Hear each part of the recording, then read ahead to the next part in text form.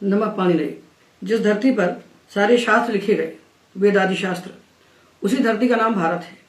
ये शास्त्र नहीं है तो भारत भी नहीं है। ये शास्त्र हमारे राष्ट्र की पहचान है और हजारों वर्षों के आक्रमणों को झेलने के बाद भी ये हमारी परंपरा, शास्त्र की परंपरा आज तक अविच्छिन्न चली आ रही है। आज भी इस धरती पर सारे शास्त्रों को जानने वाले विद्वान विराजमान हैं। उनके रहते हुए ऋषिराज पोपट ने अपने शोध प्रबंध में जो हमारी पूरी आचार्य परंपरा का तिरस्कार किया है, ये किसी प्रकार से भी क्षम्य नहीं है।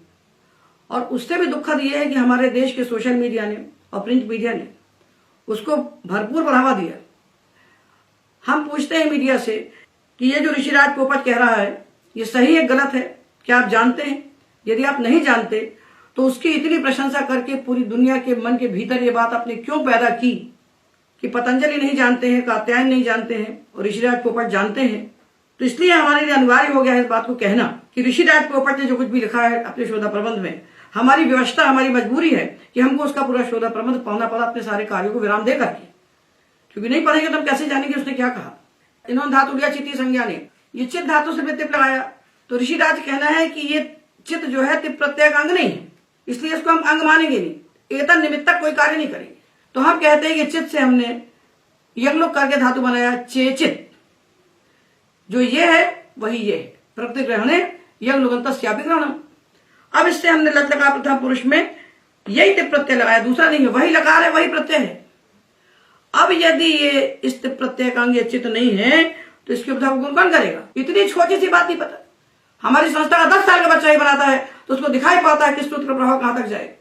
तो यदि हम इस तिप का अंग, इस चेचित को नहीं मानेंगे तो पुगत लघुपथ गुण कैसे होगा? चेचेत की कैसे बनेगा? तो जिसको एक शब्द व्याकरण का नहीं मालूम, जिसको एक प्रयोग की सिद्धि का प्रकार नहीं मालूम, वो SOI और DOI और SSRI ये दुनिया भर के अंग्रेजी के टर्मिनोलॉजी बना करके भारतवर्ष के पंडितों को अगर डराने की कोशिश करे तो हम लोग ऐसे मूर्ख नहीं हैं। हम लोग परंपरा से जुड़े हुए लोग हैं। हम तो व्याकरण के बहुत छोटे से अदना से विद्यार्थी हैं। इस देश में व्याकरण के बड़े बड़े पंडित भरे पड़े हैं। विष्णुकांत पांडे हैं, ब्रजभूषण ओझा हैं, जयकांत जी हैं दिल्ली में, राम सदाही हैं, भरे पड़े हैं उत्तर से दक्षिण में इस देश में विद्वान। ये कोई आपको क्षमा करने वाले नहीं है, ये समझ लीजिए। एक प्रयोग बनाते हैं ऋषिराज पोपट तो हर प्रयोग के अंत में इनका निश्चित वाक्य है। तो ये कहते हैं कि to the best of my knowledge the tradition does not mention this conflict.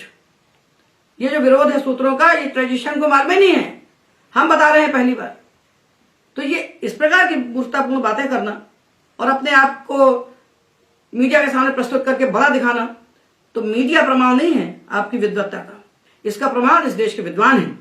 तो इसलिए थोड़ा सा जान करके, 2 अक्षर जान के उछलने के बाद अपने आप को पानी से बड़ा कहना और पूरे भारतवर्ष के सामने खड़े होकर अपनी छाती ठोकना, ये किसी प्रकार शोभा नहीं देता। ये अंग्रेजी भाषा नहीं है कि इसे मुट्ठी भर गिनती के शब्द हैं, ये संस्कृत भाषा है, इसकी शब्द राशि अनंत है और इस शब्द राशि का प्रत्यक्ष पाणिनि के सिवा कोई नहीं कर सकता। इसलिए पाणिनि के शास्त्र की अवज्ञा करके आप विद्वान बनना चाहते हो तो विद्वत्ता को हम लोग स्वीकार नहीं करते किसी प्रकार से। पूरे भारत का कोई पंडित समुदाय आपके इस कार्य की प्रशंसा नहीं करेगा और ना आपको स्वीकार करेगा, ना आपको अंगीकार करेगा। हमारा मीडिया कहता है कि 27 साल के बच्चे ने 2500 साल पुरानी गुत्थी सुलझाती जिसको कात्यायन ने पैदा किया। कात्यायन ने मिस इंटरप्रेट किया, कात्यायन हैज मिसअंडरस्टूड, कात्यायन ने गलत समझा, इसलिए सारी भ्रांतियां पैदा की। तो कात्यायन की भ्रांतियों को 27 साल के बालक ने जो हल कर दिया है, ये वाहवाही जो आपने लूटी है ना ऋषिराज पोपट।